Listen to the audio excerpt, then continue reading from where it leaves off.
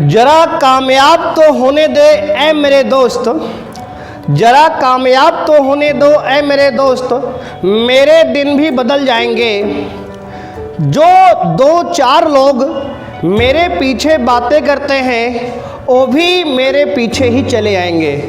Hello guys, तो कैसे हैं आप लोग। आज हम बात करेंगे इंटीग्रेशन क्लास 12 का बच्चों। ये सेकेंड टर्म का पहला चैप्टर है, बहुत ही इम्पॉर्टेंट चैप्टर है। यहाँ से बच्चों आपका एप्लीकेशन ऑफ इंटीग्रेशन जानते ही हो, ये आपका 44 मार्क्स का एग्जाम में आता है चैप्टर। तो ये समझ लो कि 44% एग्जाम में नंबर यहीं से मिलने वाला है। तो लगा लीजिए हेडिंग बच्चों इंटीग्रेशन यानी कि समाकलन। तो सबसे पहले बच्चों इंटीग्रेशन में इंटीग्रेशन लगा लीजिए हेडिंग इंटीग्रेशन। इंटीग्रेशन बच्चों क्या देता है, यह एक टाइप का रिवर्स प्रोसेस ऑफ डिफरेंशिएशन है। तो लिखोगे इंटीग्रेशन है क्या, तो लिखोगे पहला point, it is a reverse process of differentiation.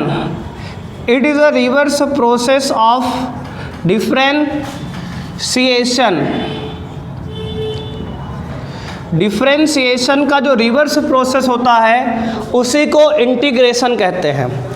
Integration की मदद से हम किसी भी कर्व का एरिया निकालेंगे। इंटीग्रेशन की मदद से we will use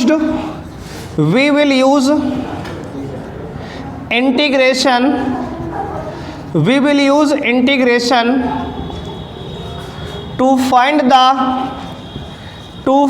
the area of any curve। किसी भी कर्व का आपको अगर एरिया निकालना है तो यहाँ पे इंटीग्रेशन का मदद लेंगे हम लोग। ये इसका यूज़ हो गया कि एप्लीकेशन क्या है। तो एप्लीकेशन क्या है इसका, किसी भी कर्व का अगर आपको एरिया निकालना है तो आप इंटीग्रेशन के पास आएंगे, है ना, है कि नहीं। तो सबसे पहले बात करेंगे एरिया निकालना, तो सीखेंगे हम चैप्टर 8 में। अभी हम इंटीग्रेशन कुछ फॉर्मूले समझेंगे, कॉन्सेप्ट क्या है। सबसे पहले इंटीग्रेट करना तो सीख लेना, एप्लीकेशन तो बात की बात है। आपका देखो एप्लीकेशन वाला पार्ट जो आएगा चैप्टर 8 में आएगा। अभी हम चैप्टर 7 में कुछ कॉन्सेप्ट सीखेंगे, फॉर्मूला क्या होते हैं इसके, कैसे इसको अप्लाई करेंगे सवाल में। उसके बाद जब चैप्टर 8 आएगा तो ये एप्लीकेशन ऑफ इंटीग्रेशन, फिर एरिया एक्चुअल में निकालना हम सीखेंगे किसी फिगर का। अभी तक आपने देखा कि जो सिलेंडर का एरिया निकालना है, सर्कल का एरिया निकालना है, आपको कोन का एरिया निकालना है, तो उसके लिए पर्टिकुलर फॉर्मूले थे मेंसुरेशन में।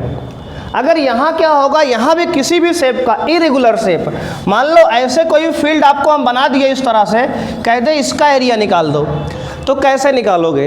तो इन सभी फिगर का एरिया हम इंटीग्रेशन की मदद से निकाल सकते हैं और इसी चैप्टर में हम ये सब जानेंगे। उसके पहले कुछ फार्मूले वगैरह हैं, कुछ कॉन्सेप्ट हैं, उसको सीख लेते हैं। तो सबसे पहला फार्मूला आपके सामने होगा इंटीग्रेशन x की पावर n dx।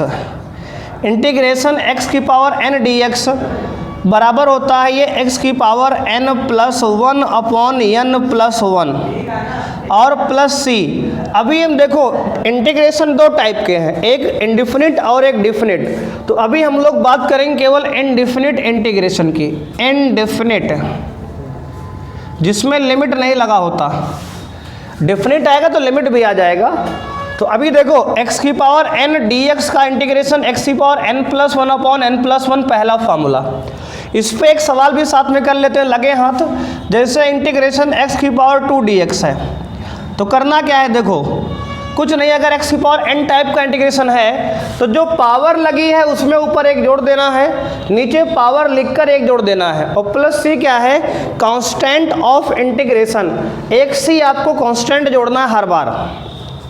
अब देखो जैसे यहाँ पे x की पावर 2 है तो इसका इंटीग्रेट करेंगे तो x की पावर 2 प्लस 1 अपॉन 2 प्लस 1, यानी जो पावर है उसमें एक जोड़ देना है, और नीचे पावर लिखकर एक जोड़ देना डायरेक्ट बस, और एक प्लस से कांस्टेंट लगा देना है। तो क्या हो जाएगा देखो, x की पावर 3/3 और प्लस c, ये हो गया पहला सवाल, इसका एग्जाम्पल एक इस पे। तो x की पावर n dx का इंटीग्रेशन x की पावर n+1 upon n+1 plus c, ये c क्या है, where c is any constant, where c is constant of integration, इसे कांस्टेंट ऑफ इंटीग्रेशन कहते हैं। अच्छा, आता क्यों है, देखो होता ये है कि डिफरेंशिएशन के दौरान, जैसे मान लो आप x² + 2 का डिफरेंशिएट करते हो, जब इसको डिफरेंशिएट करो क्या होगा, इसका डिफरेंशिएशन में x² का डिफरेंशिएशन 2x हो जाएगा, x² का 2x हो जाएगा और +2 का डिफरेंशिएशन 0 हो जाएगा। तो x² + 2 को आपने डिफरेंशिएट किया तो आ गया 2x, यानी कि अगर हम 2x को डिफरेंशिएट करें इंटीग्रेट दोबारा, तो ये x² + 2 आना चाहिए ना। आओ देखते हैं, देखो ये रहा 2x dx, इसको अगर इंटीग्रेट करेंगे तो अगर x² + 2 आना चाहिए, लेकिन होगा क्या, अभी केवल x² आएगा, 2 नहीं आएगा। तो जो 2 गायब हो गया, डिफरेंशिएट करते समय जो कांस्टेंट गायब हो जाता है, उस कांस्टेंट को लाने के लिए हम c लगा देते हैं। अभी c निकालना भी सीखेंगे, उसके लिए हमारा एक चैप्टर है डिफरेंशियल इक्वेशन, चैप्टर 9 है, वहाँ पे आपको सिखाया जाए कि कैसे c निकालते हैं। अभी केवल ऊपर फॉर्मूले की बात हो रही है। देखो अब अगर हम मान लो इसको डिफरेंशिएट करते हैं और देखो कैसे नहीं आता है, जैसे 2 कांस्टेंट है, बाहर कर लो इंटीग्रेट x की पावर 1 dx।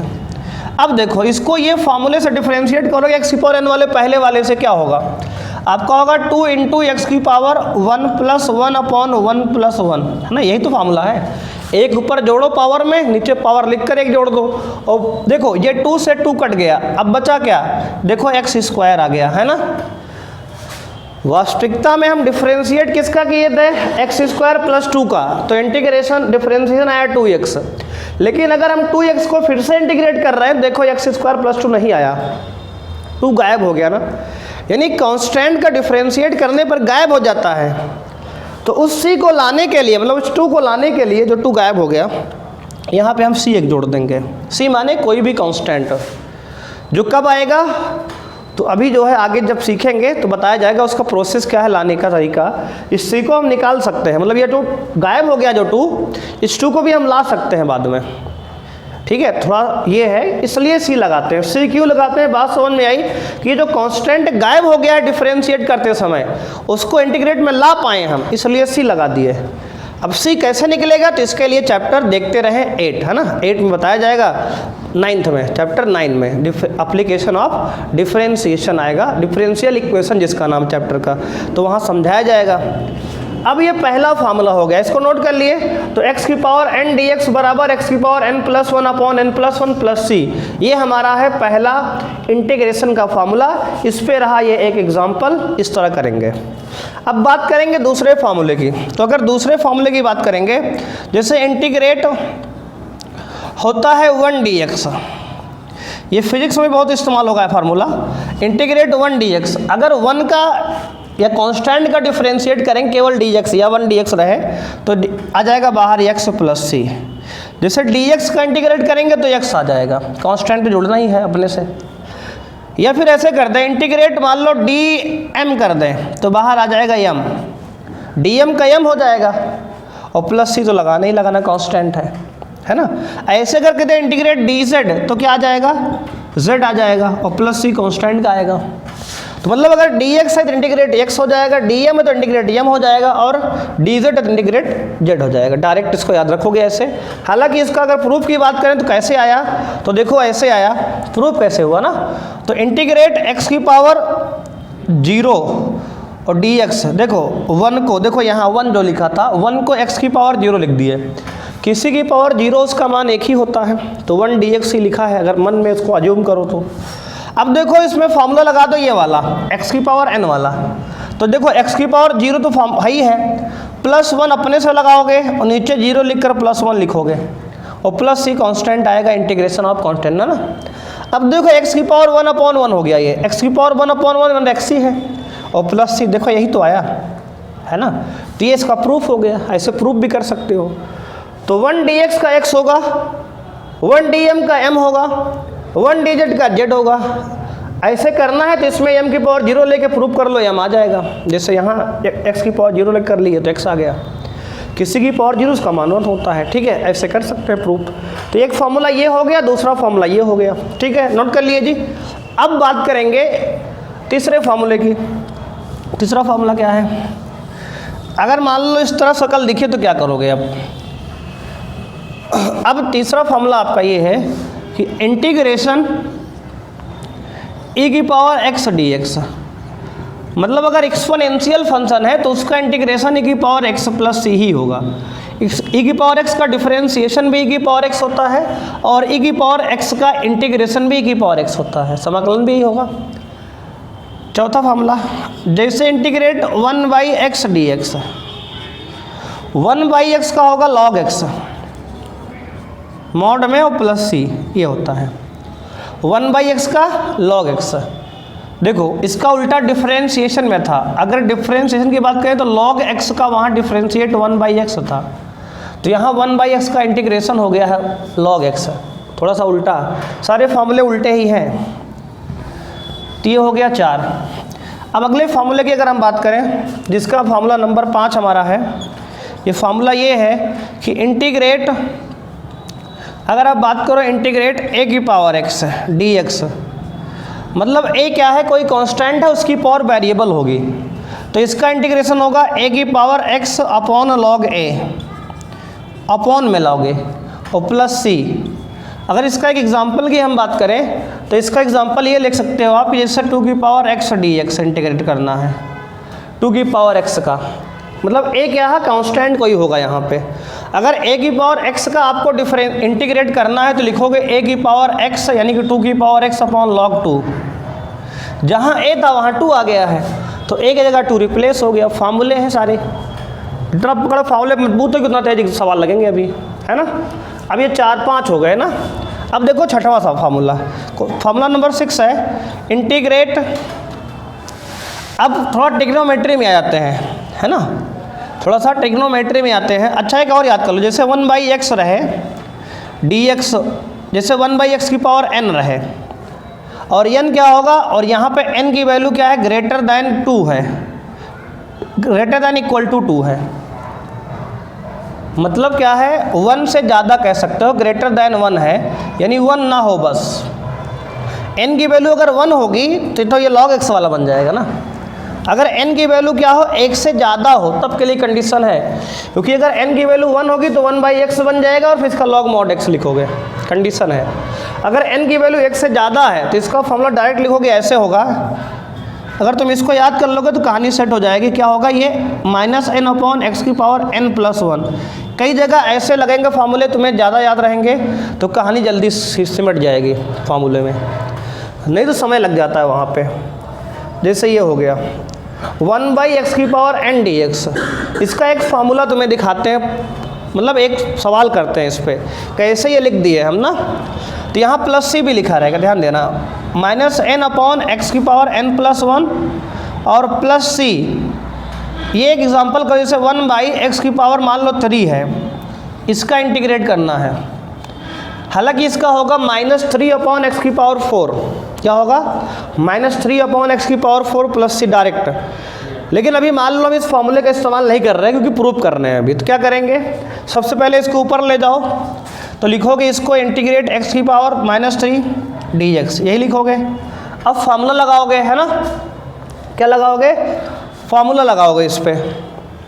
तो इस पर जब फार्मूला लगाओ तो क्या हो जाएगा, ध्यान से देखोगे तो इस पर हो जाएगा फार्मूला ये कि सबसे पहले फार्मूला लगाएंगे तो क्या, x की पावर -3 + 1, -3 + 1 अपॉन क्या होगा, -3 + 1 अपॉन, ये हो जाएगा आपका, ध्यान दोगे -3 और +1 और प्लस सी कांस्टेंट है ना।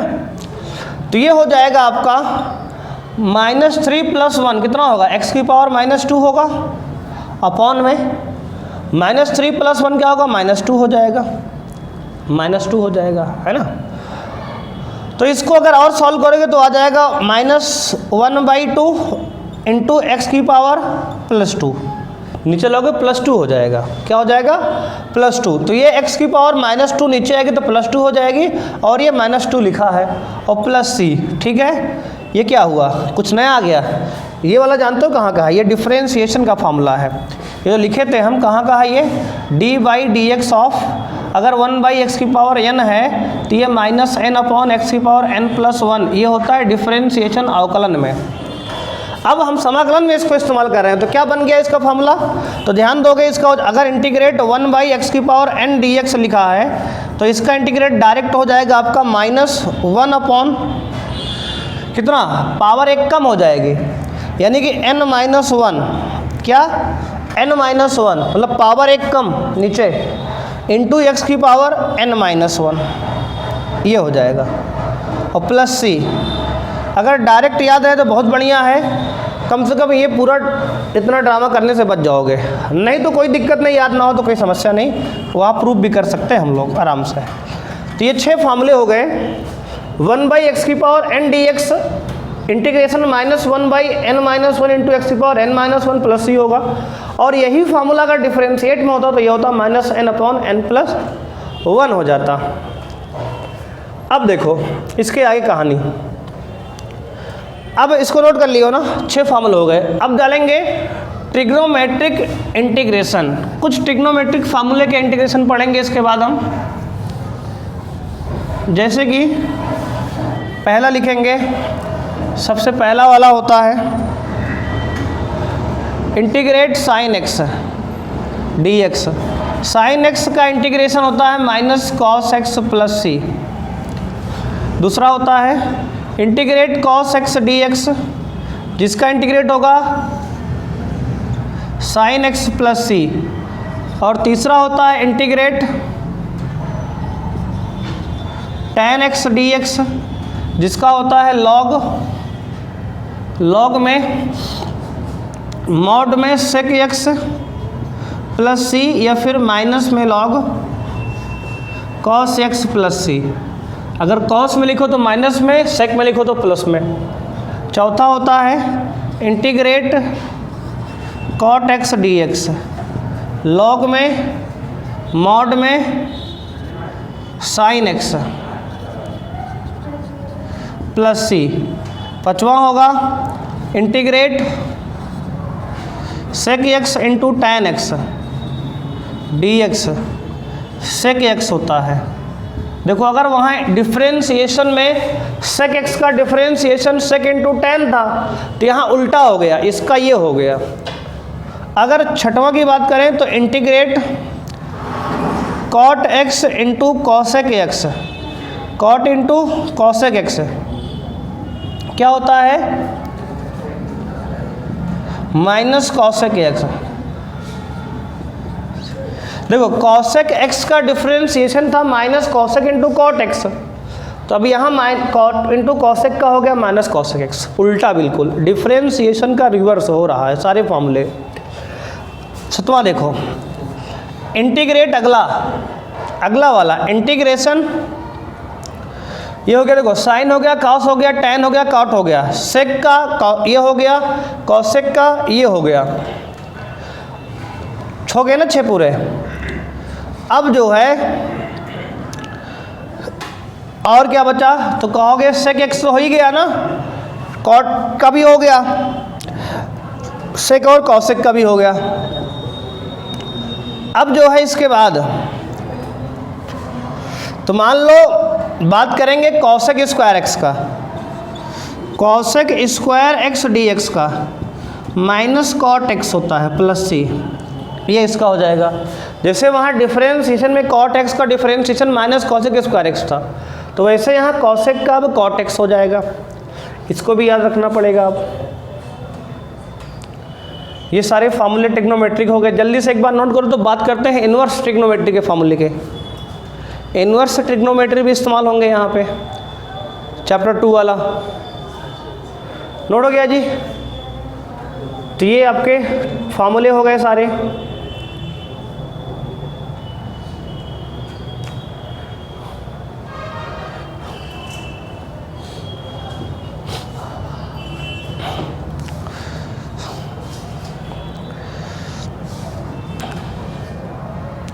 ठीक है, अब ध्यान दो, मिटाए, ध्यान देना। इसके बाद अब डाल लो इन्वर्स ट्रिग्नोमेट्री।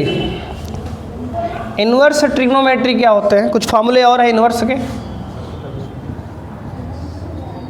इन्वर्स ट्रिगो के फार्मूले हैं, फार्मूले क्या हैं?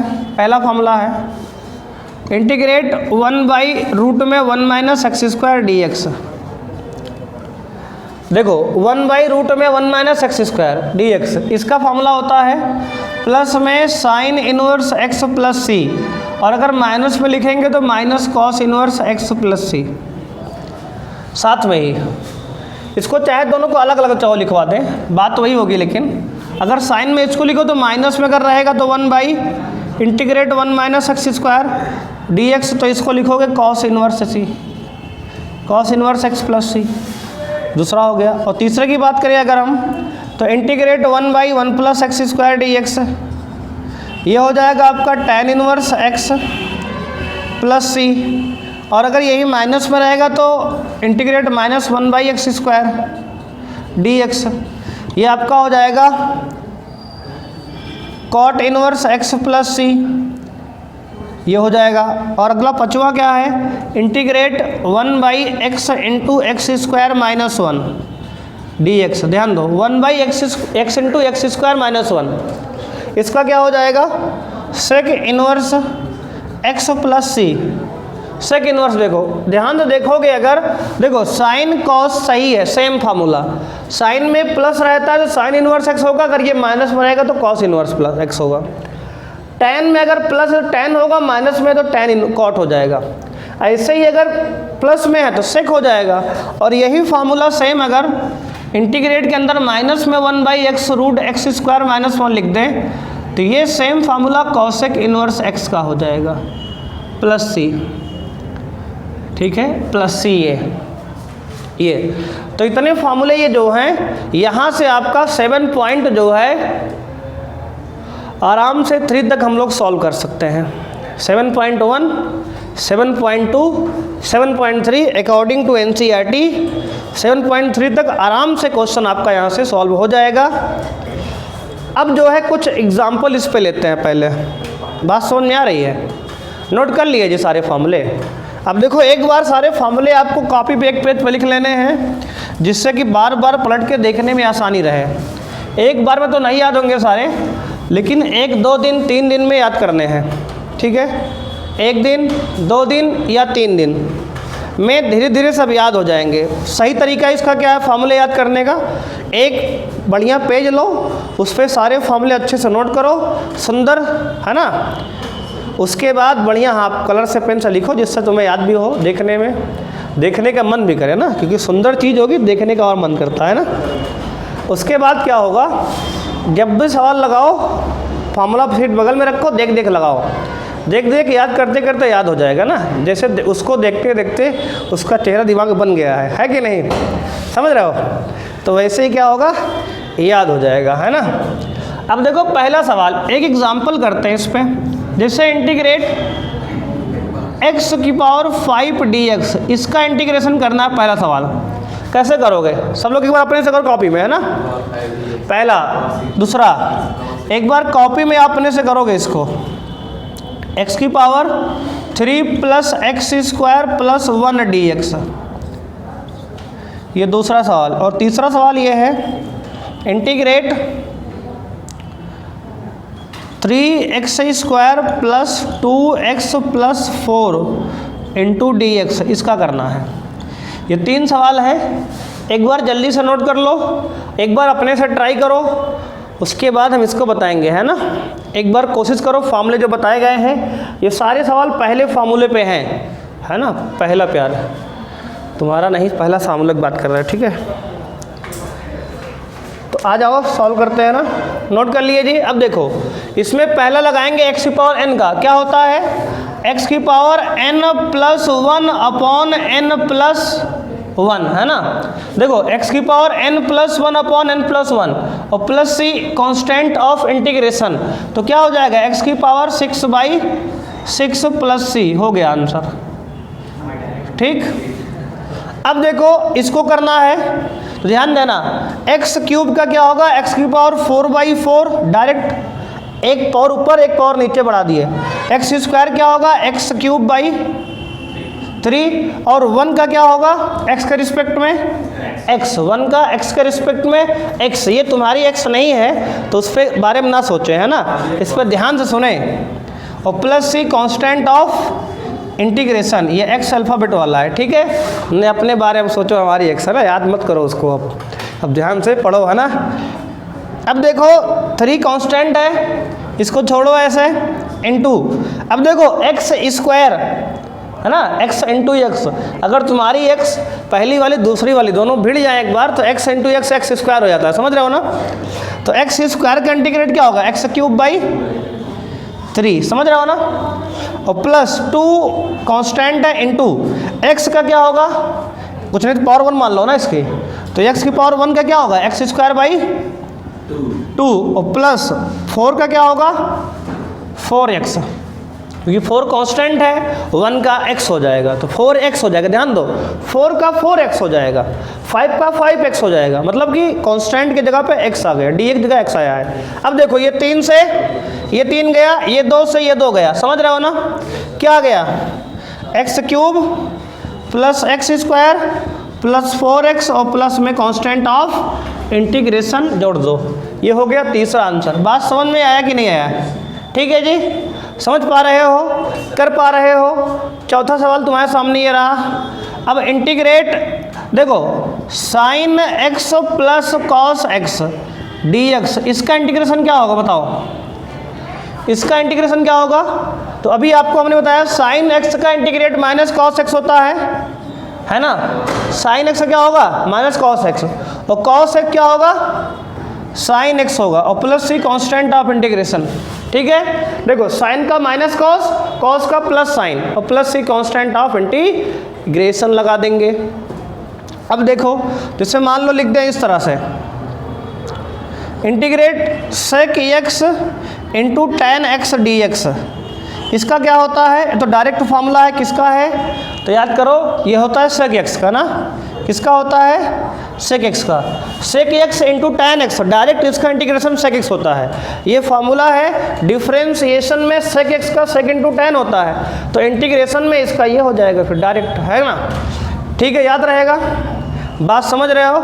अगला एक इंटीग्रेट कर दो रूट x का, बस जल्दी से रूट x का करो जल्दी से अपने से, रूट x का खुद से करोगे, बताओ क्या होगा रूट x का, देखो हाँ जल्दी से अपने से,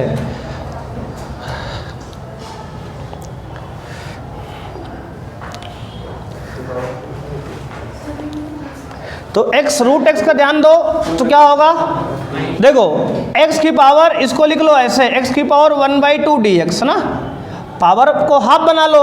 अब इसका इंटीग्रेट करो क्या आएगा, x की पावर 1/2 प्लस 1 अपॉन 1/2 प्लस 1 और plus c constant of integration. अब देखो 1/2 प्लस 1 जोड़ो 3/2 होगा, अब 3/2 ये पलट के ऊपर जाएगा 2/3 हो जाएगा ना, बात समझ रहे हो। ये 1/2 प्लस 1 3/2 और 3/2 पलट के ऊपर गया तो 2/3 बन गया। अब 2/3 इंटू एक्स की पावर 3/2 और प्लस सी, ये हो जाएगा। अब इसको और अगर खोलना चाहो तो इसके धागे खोल सकते हो आप, कैसे 2/3 रहने दो ऐसे, देखो x की पावर 3/2 को लिख लो ऐसे, x की पावर 1 इंटू रूट एक्स, हाँ अरे 3/2 मतलब 1 प्लस हाफ, एक को अलग कर दिए हाफ को अलग कर दिए, हाफ को रूट बना दिए यानी प्लस सी।